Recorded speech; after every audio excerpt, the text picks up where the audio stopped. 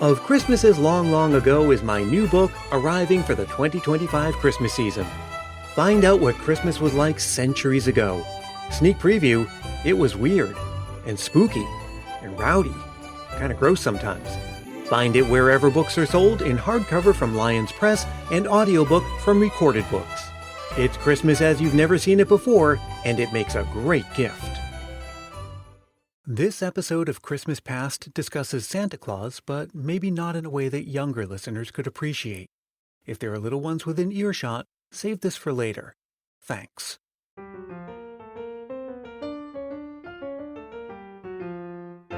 Your name is Francis Pharcellus Church, and you are the very picture of the no-nonsense newspaperman of the late 19th century, who sticks just to the facts. You even have one of those huge 19th century mustaches to complete the look. It's September 20th of 1897. You're sitting at your desk in the offices of the New York Sun, where you've been writing editorials for the last 20 years, when your boss, managing editor Edward Mitchell, walks into your office. Church, here's your next assignment. You do realize it's the middle of September, don't you, Mr. Mitchell? On my desk by 3 o'clock. This is for tomorrow's edition. And you're sure you want me to write this? 3 o'clock, Church, and make it good. Now, what am I supposed to do with this? What are you supposed to do with this, indeed? Because surely Mitchell knew you well enough.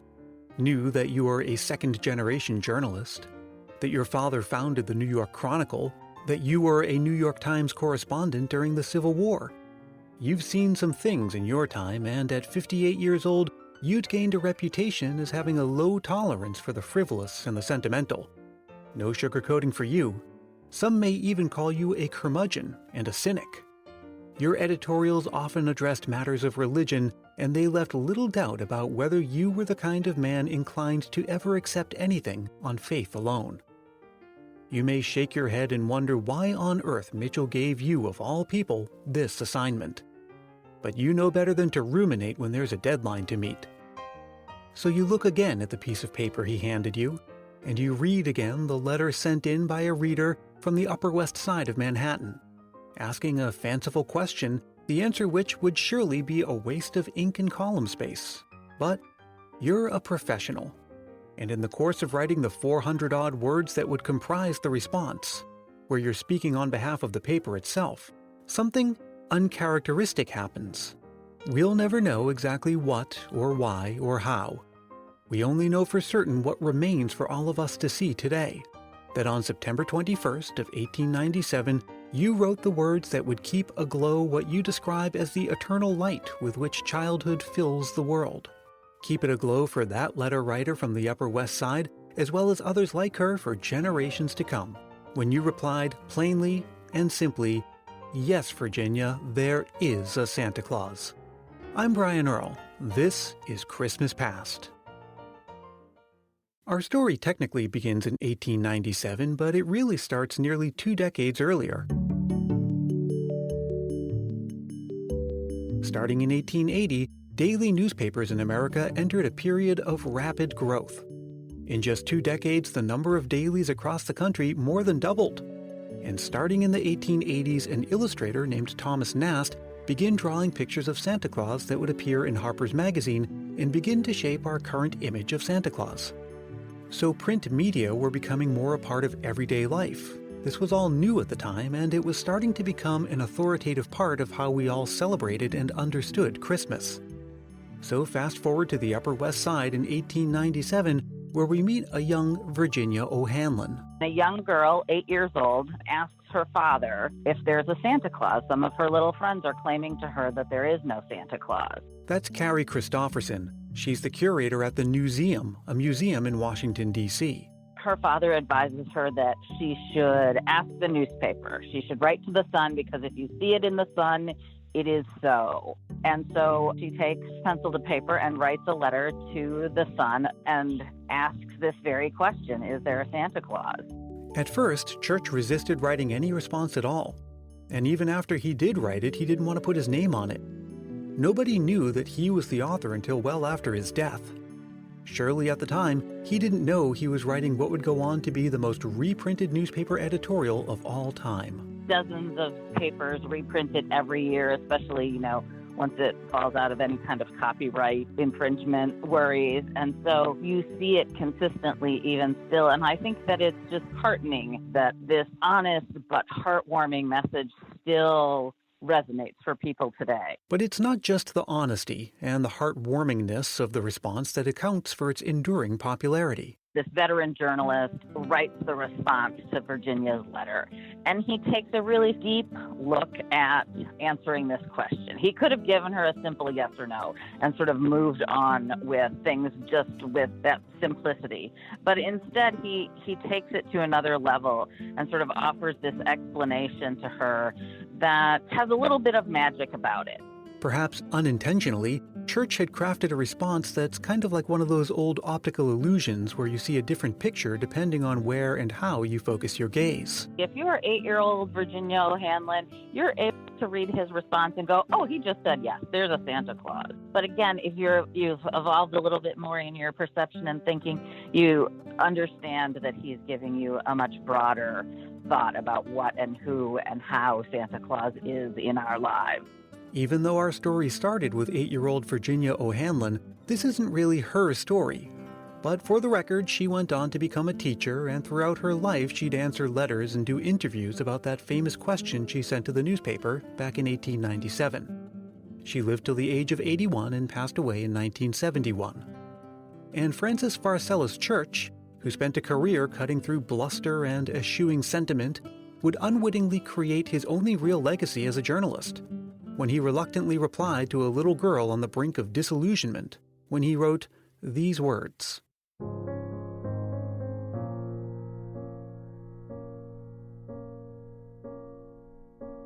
Virginia, your little friends are wrong.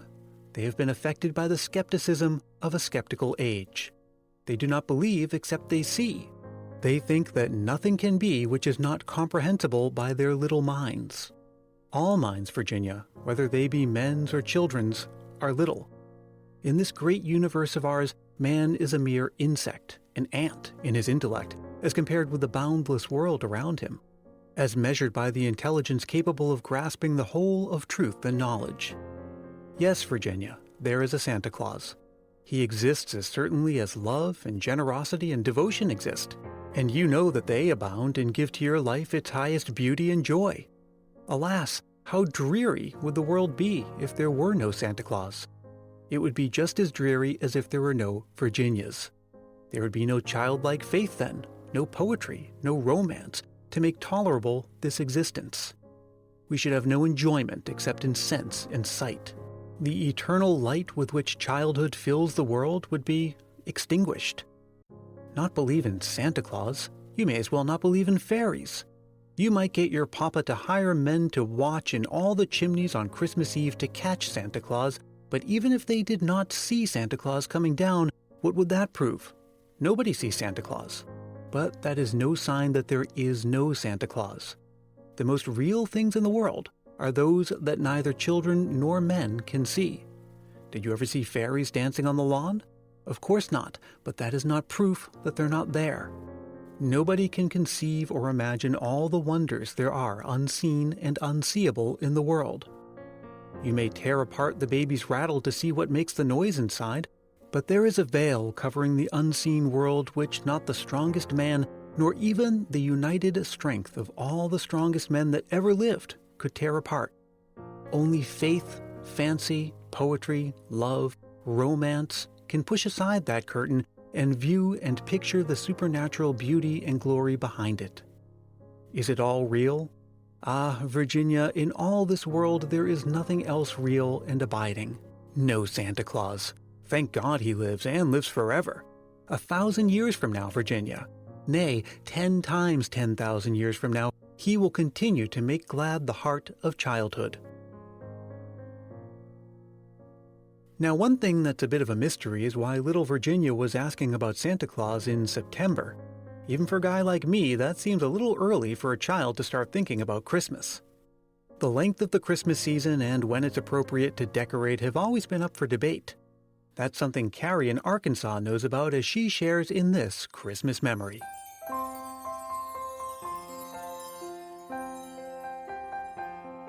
These days, many people start decorating for Christmas long before the turkey is cleared from the Thanksgiving table.